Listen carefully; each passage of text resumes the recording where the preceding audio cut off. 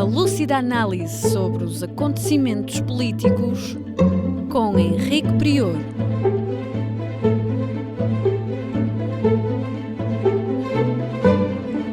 Política Impura, na Rádio Transforma.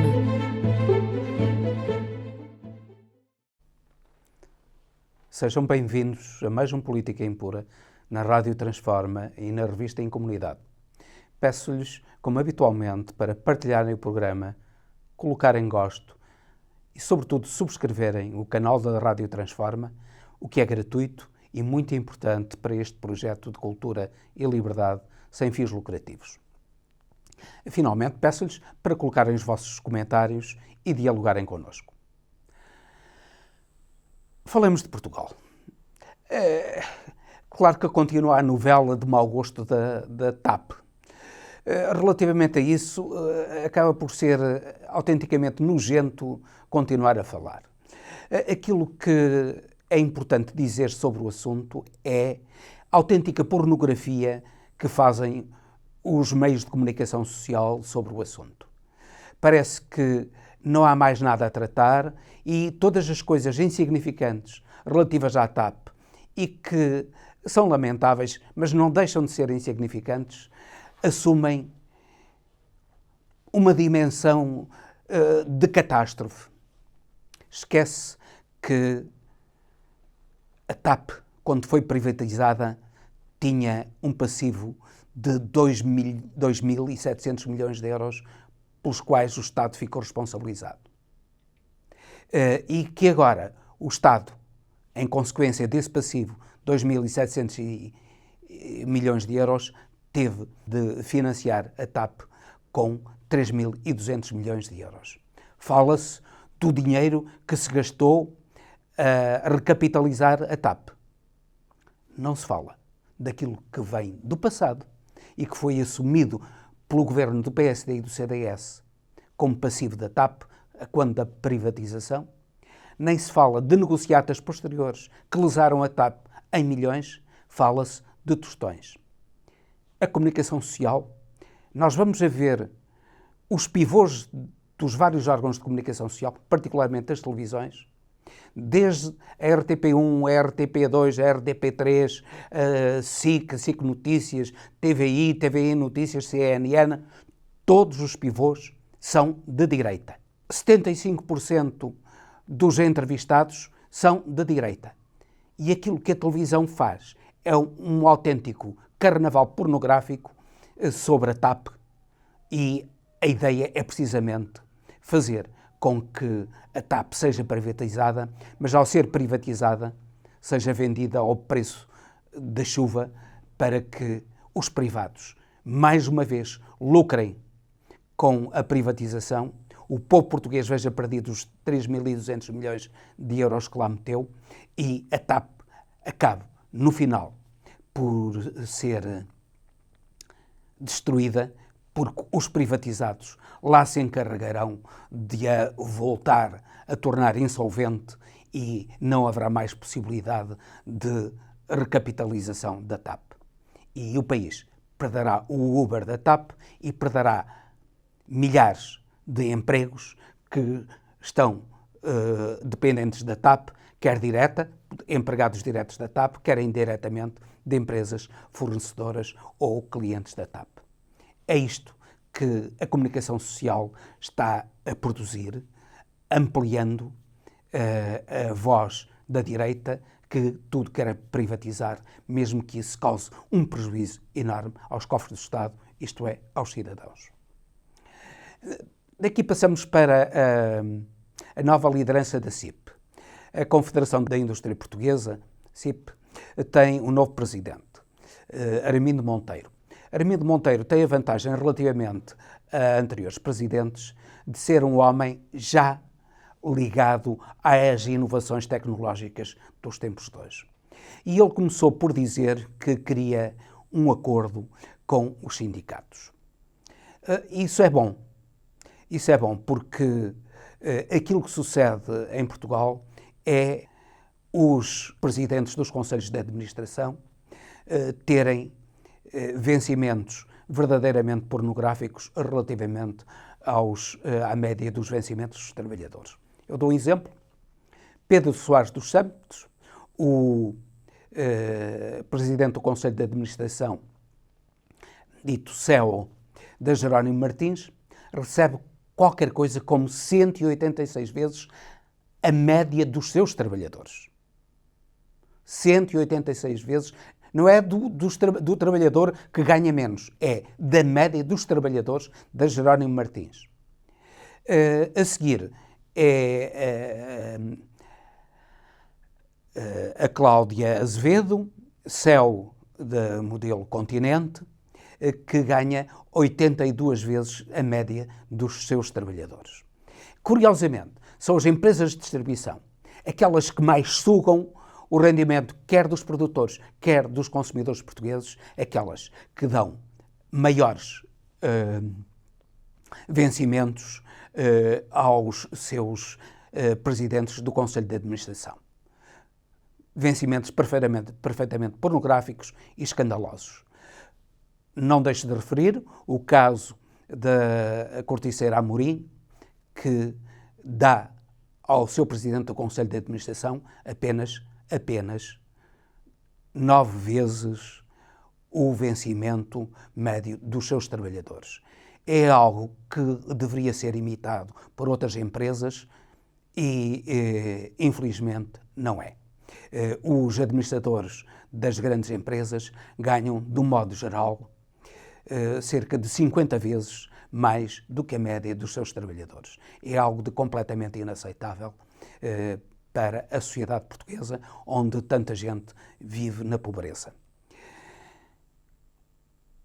Esperamos que haja com Armindo Monteiro uma mudança de paradigma na liderança da CIP, que os empresários passem a ser empresários, não apenas patrões que se apropriem da riqueza criada pelos trabalhadores, que tenham lucro, mas um lucro justo e não lucros pornográficos, e que sejam elementos que contribuam decisivamente para a modernização da economia portuguesa e para o enriquecimento do país, juntamente com os seus trabalhadores. Daqui passamos para os Estados Unidos da América de uma maneira muito breve. Agora com esta revelação e a prisão de Jacques Teixeira, um lusodescendente, pelos vistos os avós deles eram açorianos, e este Jacques Teixeira, um rapazinho de 21 anos, entrou nos computadores do Pentágono e sacou dos computadores do Pentágono informação altamente secreta, divulgando-a. Bem, se um rapazinho como o Jacques Teixeira faz uma coisa dessas, nós imaginamos o que não fazem os serviços secretos russos e chineses. Mas também imaginamos o que não fazem os serviços secretos americanos, porque também se descobriu que eles espiam os presidentes, os primeiros ministros e ministros de nações amigas. Rebentou agora o escândalo com a Coreia do Sul, porque o presidente e o primeiro-ministro da Coreia do Sul eram espiados pelos serviços secretos americanos. Pior ainda, António Guterres, secretário-geral das Nações Unidas, era espiado pelos serviços secretos americanos. É algo verdadeiramente inconcebível e trata-se de um crime. E parece que os serviços secretos americanos e o governo americano que ordena isso estão à margem da responsabilidade criminal. A responsabilidade criminal é apenas para os outros. Se eu entrar num computador de alguém, incluindo, por exemplo, de algum colaborador meu, eu poderei ser condenado por um crime de devassa informática. Mas esses indivíduos, não. Eles estão à margem de qualquer sanção criminal. Eles são criminosos, são marginais, o governo americano, os serviços secretos americanos são criminosos, são marginais, assim como os serviços secretos russos, chineses, etc., são os serviços secretos das grandes potências, são organizações criminosas que, como tal, devem ser tratados.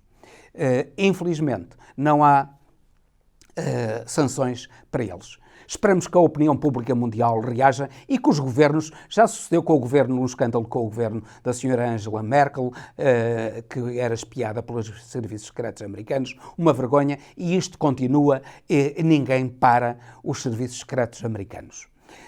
E agora, revelou-se nisso tudo que, afinal de contas, os serviços secretos americanos, aquilo que mostraram é a fragilidade da Ucrânia nesta guerra. Que a Ucrânia não tem a mínima possibilidade de desenvolver um contra-ataque tão próximo quanto possível, e agora aquilo que se está a ver é que Bakhmut está muito próximo da queda final. Os russos vão avançando paulatinamente e Bakhmut está a caminho da queda final.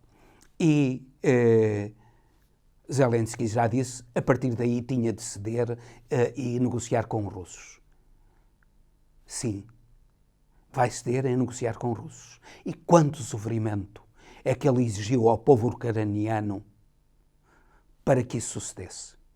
Quem pede contas ao Sr. Zelensky por se ter metido numa aventura terrível para o povo ucraniano?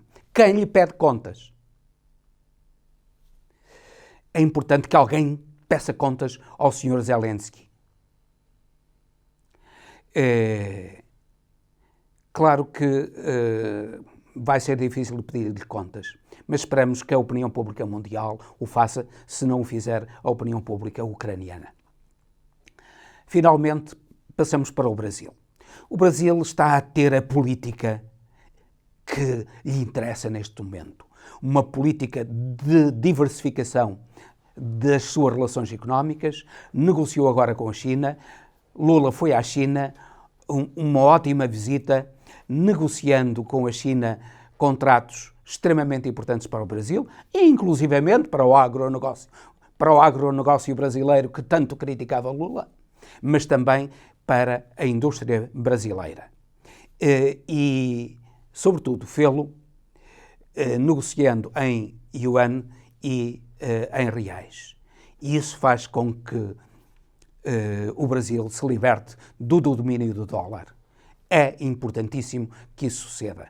Vamos ver agora a reação dos Estados Unidos, porque os Estados Unidos nunca se habituaram a ter colaboradores, inclusive o Brasil, independentes. Querem é súbditos, querem é colónias. E gente, particularmente dentro do Partido Republicano, já afirmou que era completamente inadmissível a desdolarização da economia brasileira. Felizmente, Lula está a entrar por esse caminho e é por aí que o Brasil deve caminhar.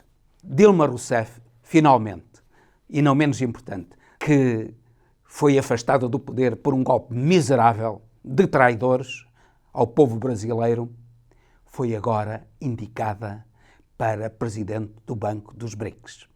BRICS, sigla de Brasil, Rússia, Índia, China e África do Sul, que abrange outros países agora, como o Irão, a Indonésia, que quer aderir aos BRICS também.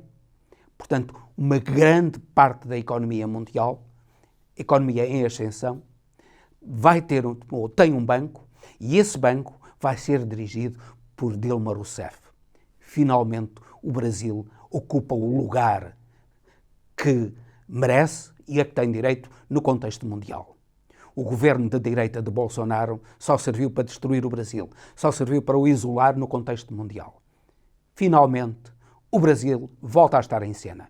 O Brasil volta a ser um país importante na cena internacional e esperamos que com os BRICS, com a libertação do domínio americano, o Brasil cresça e consiga o mínimo de justiça social para tirar esse país, esse grande país irmão de Portugal, esse país pelo qual nós efetivamente nos sentimos profundamente ligados e intelectualmente ligados, culturalmente ligados, e que isso sirva para tornar o Brasil um país com o mínimo de justiça social também, porque neste momento a miséria do povo brasileiro, da generalidade do povo brasileiro, é vergonhosa, é absolutamente insustentável para governantes que, como Lula da Silva e Dilma Rousseff, querem um país digno, um povo com o mínimo de direitos e de dignidade.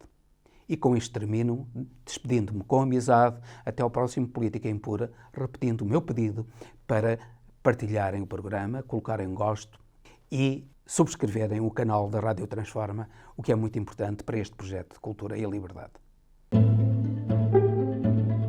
Uma lúcida análise sobre os acontecimentos políticos com Henrique Prior.